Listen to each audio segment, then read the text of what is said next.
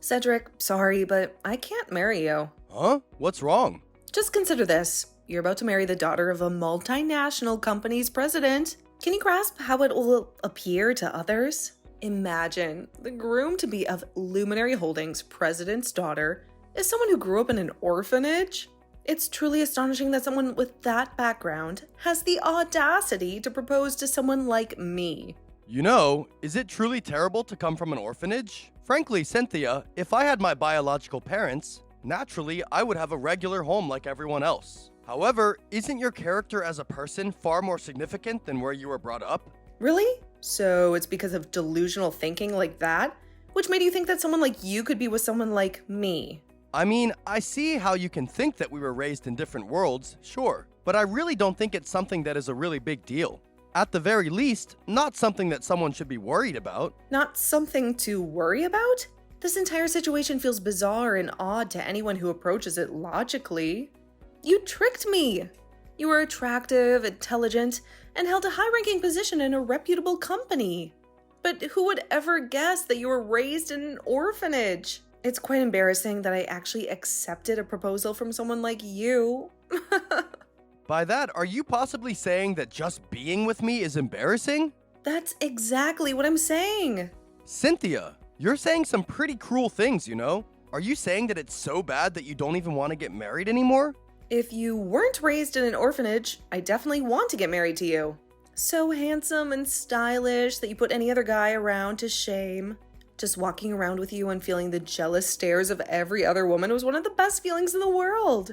Not only were you handsome, but you were even climbing the corporate ladder of one of the largest companies around. By the sounds of things, weren't you just waving me around like I was just some trophy of yours? What are you saying, Cedric? It was nothing like that. I loved you. I loved everything about you. Except, of course, the fact that you were raised in an orphanage.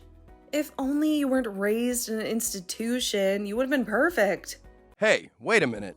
You're saying that the only reason that you've been with me is because of what I look like and what job I have? You haven't even been bothered to look nor care about who I am as a person? Of course not. I also loved how nice you always were to me. But be honest with me, Cedric. Is what I'm saying really so wrong? Isn't how someone looks and what type of job they have important factors when choosing someone you're going to spend your future with? I mean, I loved you for how you had such an innocent outlook on everything, but also had a sense of freedom that no one could take away. Oh, that's so sweet. Thank you. But being innocent can also mean that I'm sometimes brutally honest, right? So it seems that no one has been completely straightforward with you and said this to your face. So I'll be exactly the person that you fell in love with and be brutally honest with you. Being with someone who was raised in an orphanage is something that I just simply cannot accept. So it seems that no matter what, the only thing that you seem to really care about is not who I am as a person, but where I was raised. Being raised in that orphanage and the experiences that I received in doing so is only one part of me. But it's a part of me that I believe to be extremely important in how my life was shaped and how I became the person that I am today. It's really a shame that you of all people are unable to understand that. Who on earth could possibly understand that? I mean, really, being raised in an orphanage? Think about it. What do you imagine when you think of orphanages? The only things you see at orphanages is dirty halls filled with kids who are thrown away by their own parents. Poor kids with bad behavior who go nowhere in life.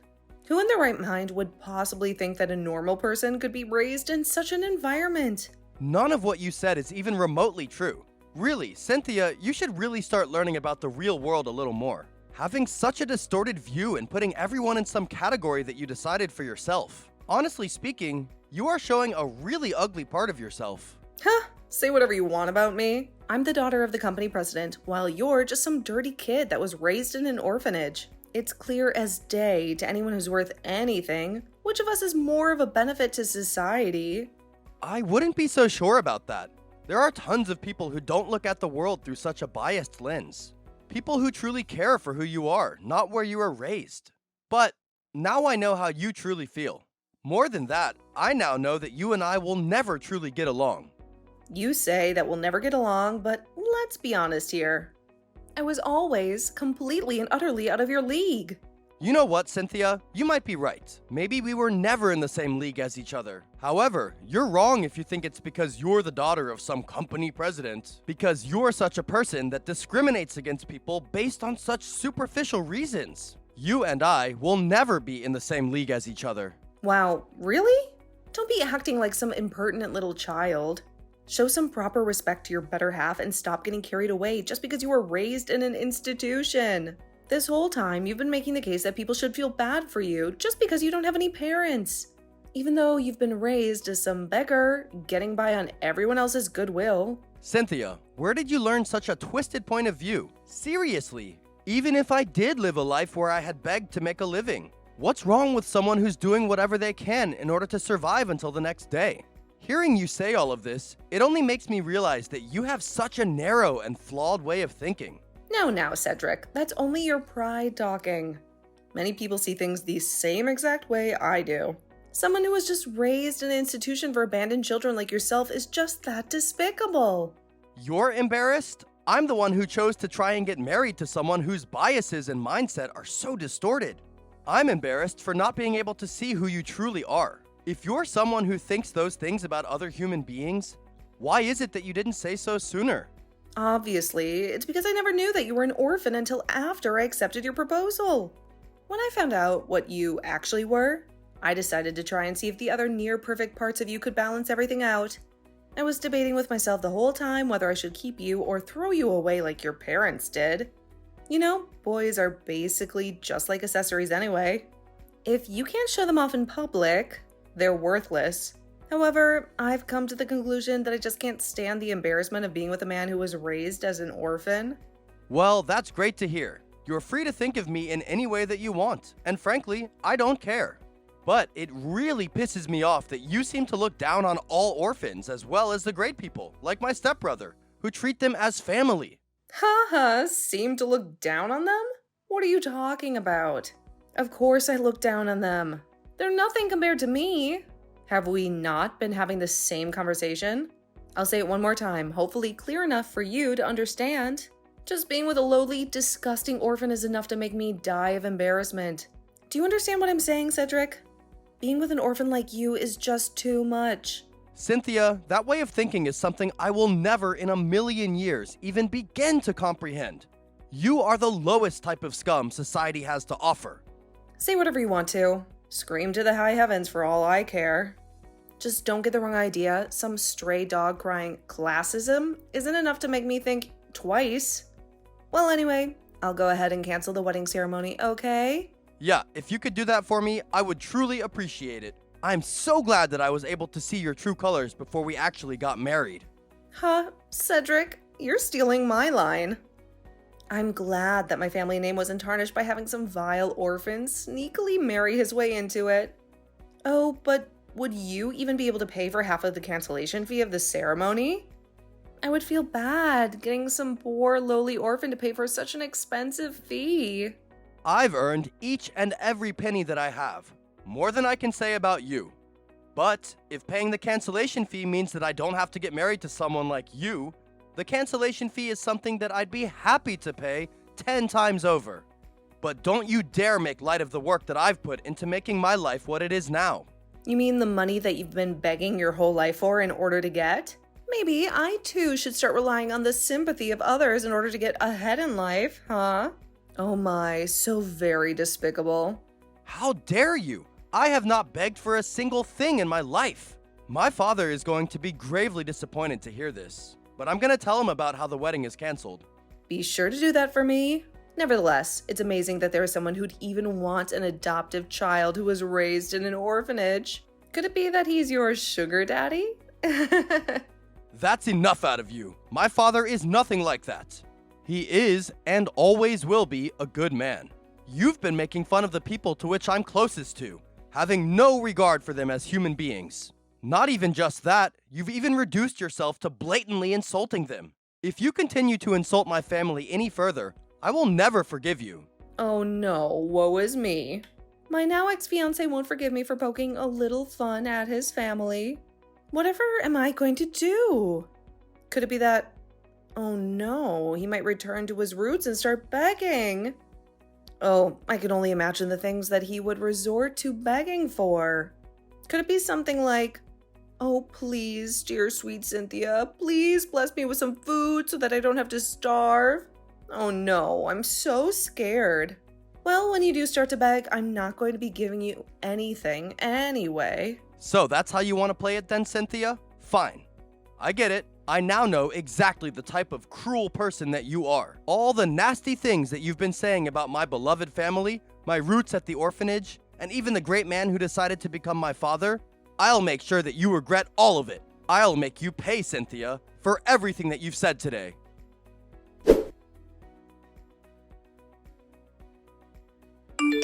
Cedric, are you there? There's something that I have to talk with you about immediately. There is something that I have to confirm with you. Something major has happened. Please, Cedric, talk to me. What do you want? I'm in the middle of work. What is there that you could possibly want? Cedric, there's something I need to confirm with you right away. I already asked. What do you want? I'm busy, so hurry up and spill it. Cedric, you're working for the Hyperion Group's main office, right? Are you meaning to tell me that even though you're that young, you are the head of your department? Department head? Do you even know anything about me? I've already been promoted out of being the department head. I'm the executive director. It's not like it has any relation to you though, so why am I even telling you this? But get to the point. What do you want? Wait, what? You're the executive director? Are you being serious right now, Cedric? Cedric, you do know that my parents' company is called Luminary Holdings, right? Yeah, of course I know about that. How could I not, with how much you're always bragging about being the daughter of the president of Luminary Holdings? So, I think you know about my family's Luminary company, but recently there's been something bad that's happened between Luminary and Hyperion. It seems that Hyperion has cut the contract that it had with my parents' company. It's become this huge mess at the company. Huh? So? It's not like I'm involved with you or your family anymore. Why should I care if your parents' company loses or keeps a contract? What do you mean you're not involved with my family anymore? I mean, you definitely have something to do with this, don't you? You're the executive director of the company, right? You have to know what's going on. You're angry about the cancellation of the wedding, so you had the company cut the contract, didn't you? You're making quite a big mistake now, aren't you, Cynthia? It's actually kind of laughable. I mean, sure, I was the one who ultimately gave the order to cut the contract with Luminary Holdings. But as for the reason, it definitely wasn't because you had decided to ultimately cancel the wedding. Why would you even think I'd be so petty as to make such a decision over something like that? What? Then why would you do something like this, Cedric? The Luminary company is in real hot water now that the contract was nullified. What do you think we're to do? For some reason, news got out that the contract with Hyperion was cut. Now other big contracts are trying to pull out of the company. If so many big companies pull out at once, there will be little chance for Luminary to recover. If it continues like this, Luminary is sure to fall into bankruptcy. Ah, is that so? Well then, it's probably best for you as the prize daughter of the Luminary company to go to the company and start trying to help out. And I'll let you know the reason to which I gave the order to actually end the contract with Luminary. It's simply because you've been making a fool out of the people that I hold most dear in my life. What? You're doing all of this, tearing down my family's company, ruining our lives, just because I did something as small as that? Something as small as that? You make me sick. To you, it might not be such a big deal to say those horrible things about the people that I care about. But to me, it's something that was completely unforgivable. Also, more than anything else, this might be a good experience for you. Losing all the things you've been flaunting in people's faces, maybe you'll truly start to understand the gravity of the cruel things you've been saying. Isn't that just great karmic justice? Cedric, this isn't some joke. Please, I'm begging you. Bring the deal back with Hyperion. If you restart the contract, I'll even allow you to go through with the wedding like we originally planned. Cynthia, stop making me laugh. What are you talking about here? I'd be begging not to marry someone who is as vile and heartless as you. Your whole existence was a stain on my life. I'm glad to be rid of it. But even if I did want to reverse it, this isn't something that I did all on my own. Not all on your own? What do you mean by that? Really, Cynthia? You're the esteemed daughter of the Luminary Holdings. Yet you don't have any idea of how businesses really work? Well, I guess that makes sense, especially since you've never actually had to work at the company. Shut up, Cedric. Just tell me what you're talking about. Before ultimately giving the order to cut the contract, I had set up meetings and received ample approval. I mean, this is beyond obvious to anyone who knows anything about how a company works. Having the whole of the Hyperion organization cut ties with Luminary Holdings is a pretty big-scale operation on its own. Wait, what are you getting at? Cut to the chase. The company's president had given me his explicit approval on the cancellation of the contract between Luminary Holdings and Hyperion. The company's president? Now you're just making no sense. You're the one who just told me to cut to the chase. I'm just giving you what you wanted. But to put it simply, this situation isn't something that I had decided on my own. Or more simply, I wasn't the only one who had pushed for the cancellation of the contract between Hyperion and Luminary Holdings. In the end, it was the company president of Hyperion who had given me permission to order the cancellation of the contract. What? The president gave you the permission to cancel the contract? But why? Why would he do something like that? Luminary Holdings and Hyperion have had a contract going back at least 10 years.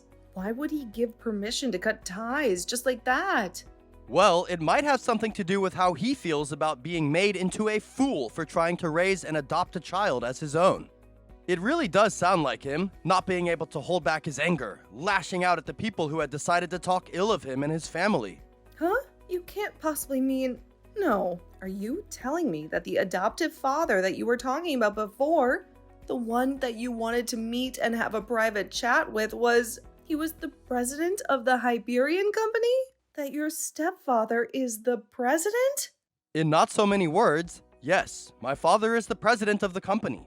He's been particularly kind to me ever since I joined the company. He started to say that he wanted to have a successor to the company, which is when the whole conversation of being an adopted son had come into play. No, you can't be serious. You mean to say that I had abruptly canceled the wedding to the world-famous Hyperion company's son? That I'd been insulting the family of one of the world's biggest company presidents? Yeah, I guess you could say that. Also, I guess I should mention that the adoptive process is already finished.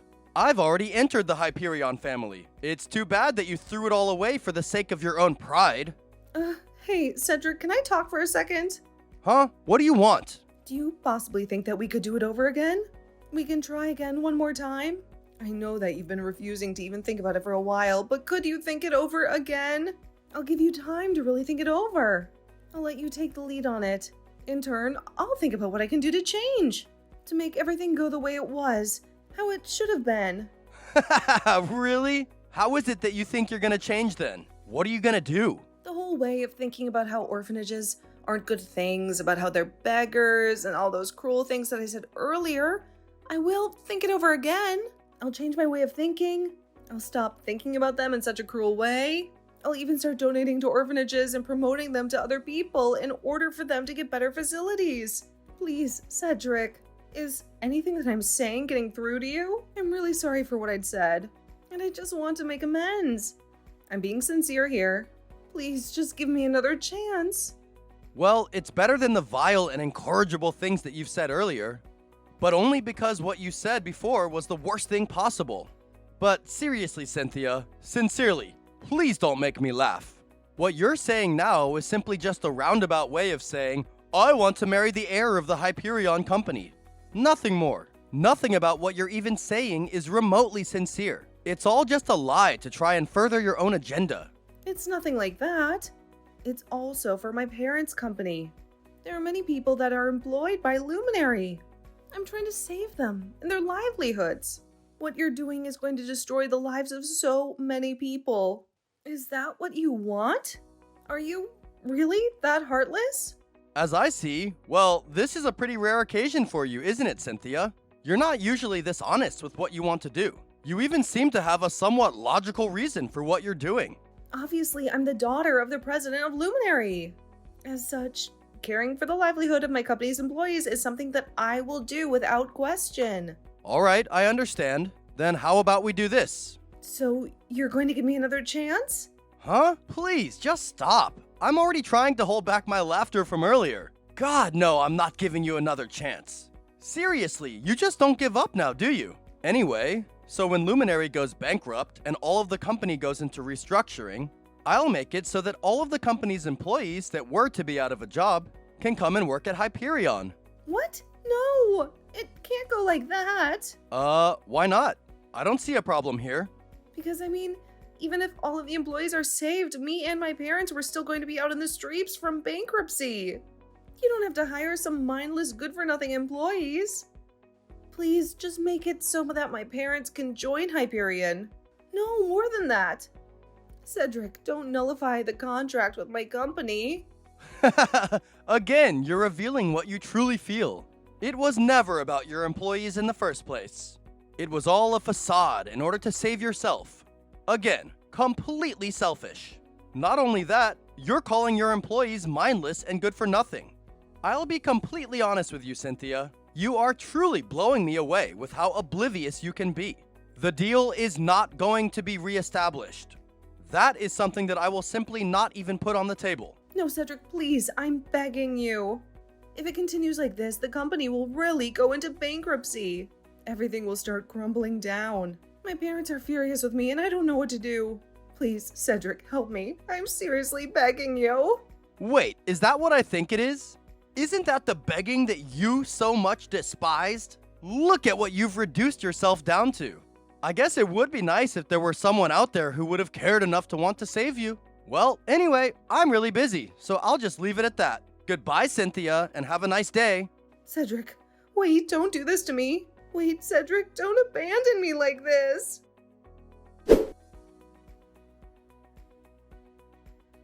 After my conversation with Cynthia, Luminary Holdings spiraled into bankruptcy, leading all former employees to find a new home at Hyperion Company, where they were warmly embraced. In stark contrast, the Luminary Holdings family sank into overwhelming debt, even resorting to using their house as collateral.